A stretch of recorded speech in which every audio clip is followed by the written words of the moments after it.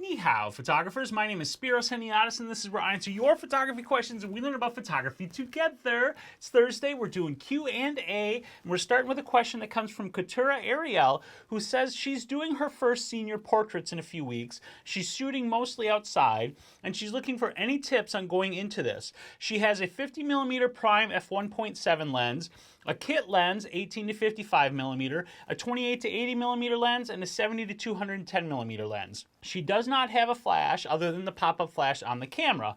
And so she's wondering what she should do. She's also wondering if she should buy a flash. I firmly believe that flash is wonderful and amazing. However, if you have not used flash and you don't know how to use it, I don't recommend buying it and then trying to use it for portraits right away, because you're not going to get the results that you want. So over the long term, I definitely think buying a flash is a great idea, because shooting with flash is just wonderful. It's fun, and you can create amazing, amazing photos with it. Now, for your senior portraits, if you're going to be shooting mostly outside, the first consideration is the light. You need to plan for the best light that you can shoot in. Part of that planning should include the time, and you want to shoot either in the morning or in the afternoon into the evening. You do not want to shoot during the height of the day where the sun is at its zenith, shining straight down from above onto your subject, because that's going to give you really terrible lighting. So plan for shooting in the morning or shooting in the afternoon. If you can, arrange to have your husband or a friend or the mother of the girl to come with, and buy a piece of white foam core board. This foam core board will allow you to bounce sunlight back up at the subject so that you can add light to the subject in places that you want to add the light. For instance, if you're shooting a shot and the light is coming from this side and this side of the face is too shadowed, you can have your partner hold the card up over here, which will bounce some of the light that's coming down back up onto the face of your subject and light up this side as well. It won't be as bright as over here, but you will have more light and it'll be more even. So that is definitely something I recommend doing. Now, if you're shooting mostly outside, use your environment thoughtfully. And what I mean by that is make whatever environment you're shooting in part of the photo, rather than just putting the person arbitrarily in that environment and shooting. A perfect example of this is trees. People often think that trees are great to use in portrait photography, and they can be great to use in portrait photography, but just having a person stand next to a tree or stand in front of a tree is not going to work. If you're going to shoot with a tree, use the tree to your advantage. Here's a couple of examples of portraits that I took using a tree, and you'll see that in none of these portraits did I just have the person stand near or in front of the tree to make my shot. Rather, I looked at the tree, I looked at the subject, and I created a portrait so that all of the elements worked well together. So do that when you're shooting. Make sure that the elements in your scene all contribute to the portrait that you're trying to create. If they do not, then eliminate those elements from the shot. Now, one of the lenses you're definitely going to want to use is that 50mm f1.7. That's going to be a great portrait lens for your headshots and even your full-length shots, although you'll need to stand back for that. Being able to shoot at f1.7 will help you get that nice blurry background behind your subject. However, the other thing you're going to want to shoot with is that 70 to 210mm lens. When you zoom that lens all the way to 210mm and then you do a portrait of your subject, you're going to be able to really blur out that background behind your subject in a way that you will not be able to do with the 50mm lens. Because the focal length of that lens, using that zoom, is going to change the way the background looks. Now, it doesn't technically change the depth of field. That's an argument that other photographers can have, because visually it will change the way the background of the portrait looks by making it more out of focus and giving you that shallower depth of field look. So make sure you've got that 250mm lens with you. That'll be great for taking like a headshot or even a 3/4 shot.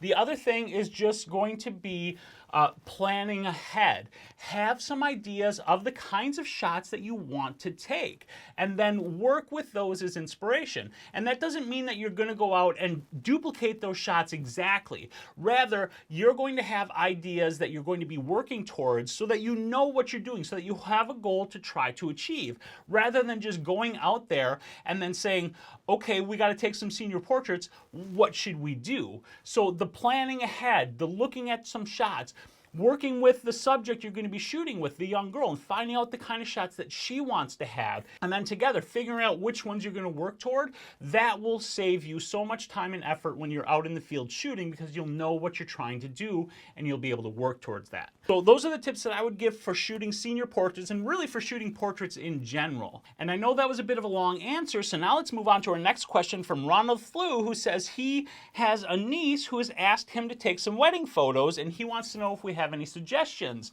My suggestion, Ronald, is to not take wedding photos. And that's a joke, okay? That's a joke. I personally don't shoot weddings, but that doesn't mean you shouldn't shoot weddings. Now, I do know that Ronald has already done one of the first things that I would suggest to do, which is manage the expectations of the person you're shooting for. And Ronald is not the primary wedding photographer for this wedding. He is taking shots from the side for his niece, and she knows not to expect super duper amazing photos. So that's good, because this is your first wedding, and that means you're going to have challenges and you're going to be figuring things out. Ronald's working with a camera and kit lenses, and for a wedding, I honestly would recommend that you consider renting, or if you want to invest the money in the long term, buying a fast aperture zoom lens, like a 24 to 70 millimeter f2.8, or if you don't want to spend as much for that lens, you can get the 17 to 50 millimeter f2.8, because I'm pretty sure Ronald is using a crop censored camera that the 17 to 50 millimeter f2.8 is designed for. That wider aperture lens is going to help you shoot better in low light, and depending on the shot will also help you get shallow depth of field if and when you want to use that feature. Another option would be a 50 millimeter f1.8 lens. A 50 millimeter f1.8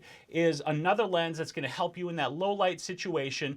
It's also going to help you with that depth of field. Now, the 50 millimeter doesn't zoom, but the 17 to 50 millimeter zoom. So having both of them could be good, because that zoom is going to give you flexibility in framing, but that 50 millimeter is going to give you flexibility in wider aperture and giving you a bit more light. And just like with Katura, planning ahead and having some ideas of the kinds of shots that you want to get so that you're going for those shots. Have an actual shot list and work towards getting those photos. Now, don't just try to get those photos. Be open to any photo opportunities that come, but work towards your shot list, because your shot list will help create and tell the story of the wedding that you want to tell, and all of those in-between shots will add context and fill that in. You're probably going to want to shoot in a priority mode, most likely aperture priority. You're going to be shooting higher ISOs, assuming it's a dim situation.